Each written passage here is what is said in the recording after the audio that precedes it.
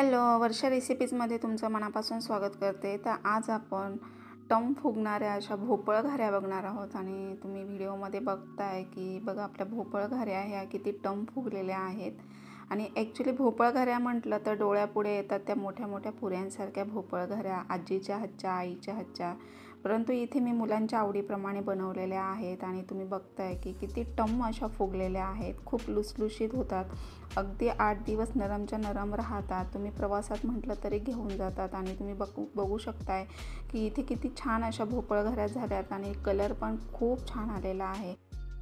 आणि अगदी लहानांपासून मोठ्याल्यांपर्यंत आवडीने खाणाऱ्या अशा ह्या भोपळ घाऱ्या, याला घारगेही असे काही ठिकाणी बोललं जातं.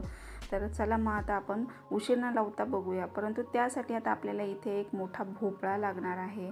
आणि हा भोपळा बघा तुम्ही, मी तुमच्यासमोरच कट करते कसा निघतोय. म्हणजे भोपळ घाऱ्यांना कलर येण्याचं कारण हा भोपळा आहे. तर तुम्हाला भोपळ घाऱ्या करायच्या असेल तर भोपळा असाच हवा आहे आणि अशाच कलरचा लागतो. म्हणजे अगदी लालसर असा आणि खूप म्हणजे त्याने असा कलर खूप छान येतो आणि चवीलाही खूप छान लागतात. तर आता ह्या भोपळ घाऱ्या करायच्या म्हटलं तर ह्या भोपळा कापून याचे असे काप करून घेतलेले आहेत मी छोटे छोटे. आणि ते स्वच्छ पाण्याने धुतलेत. तर धुवून हे आपल्याला किसून घ्यायचे आहेत आणि साल टाकून द्यायची आहे, साल काढून टाकायची त्याची. तर आता हा भोपळा मी सगळा किसून घेते. तर आता वजनी प्रमाण म्हटलं तर हा भोपळा खूप मोठा होता आणि घरामध्ये सगळ्यांनाच आवडतात. त्यामुळे मी इथे जास्त क्वांटिटीमध्ये मी बनवणार आहे. आणि आता हा वजनी प्रमाणात म्हटलं तर जवळपास 1-1.5 किलो ही असू शकतो. तर आता इथे मी भोपळा किसून घेतला आणि एक मोठी कढई मी तापायला ठेवलेली आहे गॅसवर. आता त्यामध्ये तुम्ही तूप किंवा तेल थोडंसं कढईला फिरवायचं आहे. याचं कारण की भोपळ्याचा किस हा चिकटत नाही खाली कढईला. तर आता मी थोडंसं तेल किंवा तूप, तुम्ही दोन्हीपैकी काही फिरवू शकता कढईला. तर मी इथे तूप टाकलेलं आहे. आणि त्यानंतर आपल्याला हा जो भोपळ्याचा किस आहे तो कढईमध्ये घालून घ्यायचा आहे. आणि इथे मी 1 वाटी गूळ घेतलेला आहे. तर आता हा वजनी प्रमाणात म्हणाल तर जवळजवळ 300 ग्रॅम गूळ आहे. आणि भोपळ्याचा किस हा जवळपास 1-1.5 किलो असू शकतो. कारण भोपळा हा तुम्ही तर पाहिल्या, अर्धा भोपळा मी कट करून किसून त्यामध्ये ॲड केलेला आहे. आणि गुळाला पाणी सुटतं, त्यामुळे त्या याच्यामध्येच गुळामध्येच तो भोपळ्याचा किस आपल्याला शिजून घ्यायचा आहे. जसं आपण गाजराचा हलवा करतो अगदी तसाच आपल्याला हा भोपळ्याचा किस म्हणजे भोपळ्याचा हलवा करून घ्यायचा आहे. पूर्ण गुळामध्ये शिजवून घ्यायचा आहे. आणि बिलकुल घाई करायची नाही आहे. तो सतत हलवत सगळीकडं आपल्याला हलवून मिक्स करून असा एकसारखा शिजवून घ्यायचा आहे. आणि गुळाचा पाक होतो, म्हणजे गुळाला पाणी सुटतं आणि त्यामध्येच हे बघा आता इथे पातळ असं झालेलं आहे.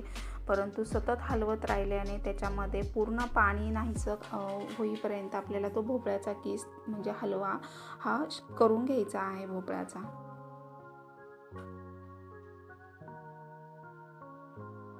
आता मी शिजू देते आणि अगदी आपल्याला नॉर्मल गॅस ठेवायचा आहे.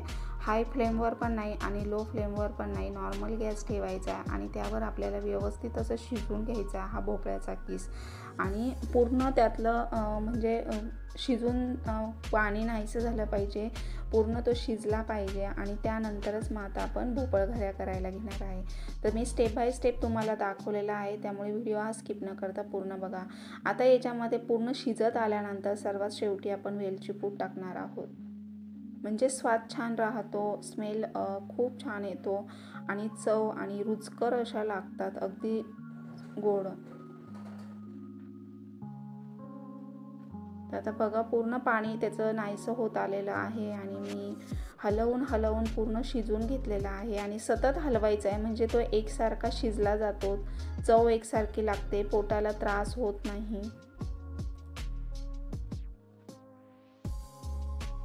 आणि कलर तर खूप छान आलेला आहे. यामध्ये मी काही ॲड केलेलं नाही आहे. तर खूप छान भोपळ घाऱ्या होतात, नक्की ट्राय करून बघा. आणि आता इथे मी सर्वात शेवटी आता होत आलेलं आहे, तर मग जायफळ मी थोडंसं किसून टाकते स्वादानुसार. आणि जायफळाने खूप छान चव लागते, तर थोडंसं किसून टाकायचं आहे वरतून. आणि आता पुन्हा मी सगळं मिक्स करून घेणार आहे.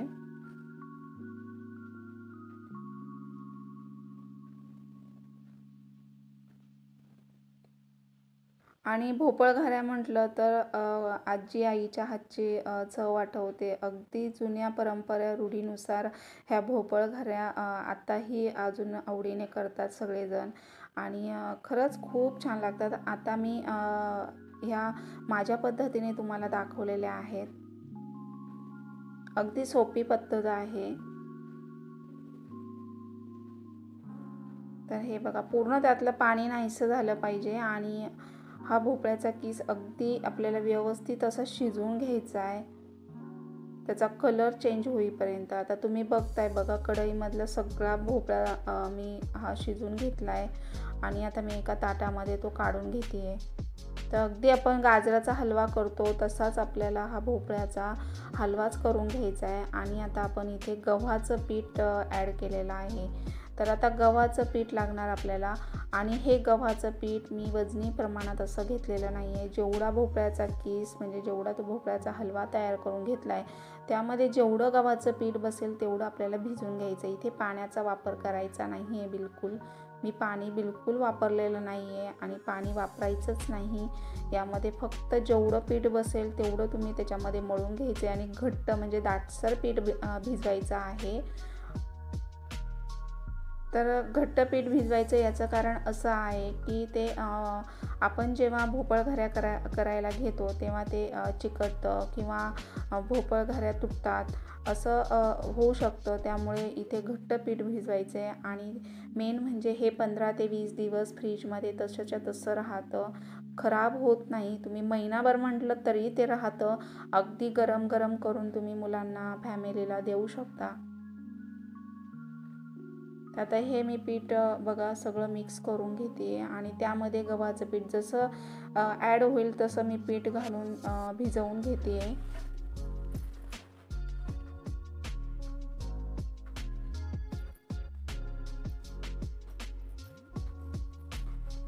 थोडं थोडं लागत घ्यायचं आहे.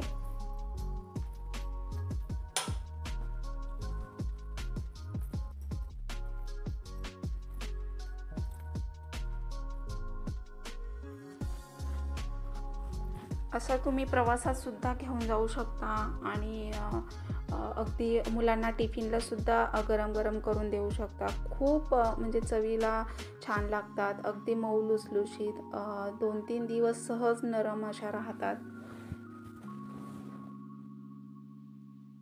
आता हे जे ताटाला पीठ वगैरे चिकटलेलं असतं ते उलथण्याने काढून त्याच्यामध्येच मळून घ्यायचं आहे आणि व्यवस्थित असा गोळा बनवून घ्यायचा आहे आपल्याला.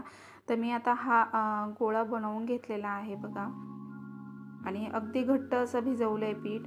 आता हे एका प्लॅस्टिकच्या पिशवीत किंवा तुम्ही हवाबंद डब्यामध्ये कंटेनरमध्ये फ्रीजमध्ये असं ठेवून द्यायचं आहे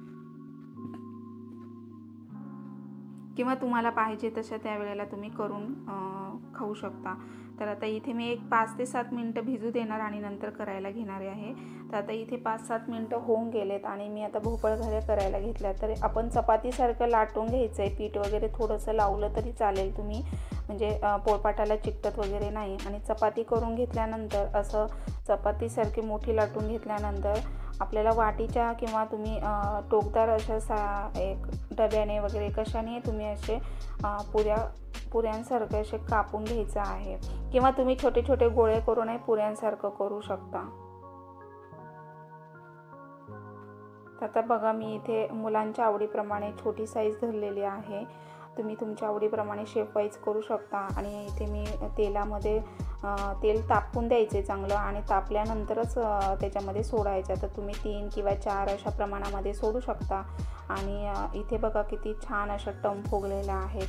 अगदी लुसलुशीत राहतात, तेल वगैरे पीत नाहीत आणि खायलाही खूप चवदार लागतात आणि अगदी नरम अशा राहतात. तर बघा किती टम अशा फुगलेल्या आहेत आपल्या भोपळ घाऱ्या.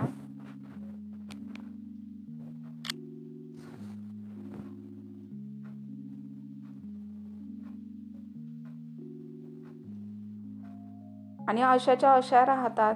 अगदी 2-3 दिवस म्हटलं तरी तुम्ही प्रवासात घेऊन जाऊ शकता. तर हे बघा अशा टम फुगलेल्याच राहतात. मेन म्हणजे पीठ वगैरे व्यवस्थित भिजवलं आहे आणि आपण व्यवस्थित तो शिजवून घेतला आहे, त्यामुळे भोपळ घऱ्या अशा छान आणि नरम झालेल्या आहेत. तर आता मी सगळ्या करून घेतल्या आणि तुम्ही हवं तर पुऱ्यांसारख्यासुद्धा छोटे छोटे गोळे करू शकता. तर हे बघा आपली भोपळ घरी एवढी छान झाली आणि खायला तर खूप छान नरम लागतात. अगदी म्हाताऱ्या माणसापासून तर लहान मुलांपर्यंत अगदी चवीने खातात. नक्की ट्राय करून बघा आणि कशा झाल्या कमेंट बॉक्समध्ये नक्की सांगा. तर थँक्यू.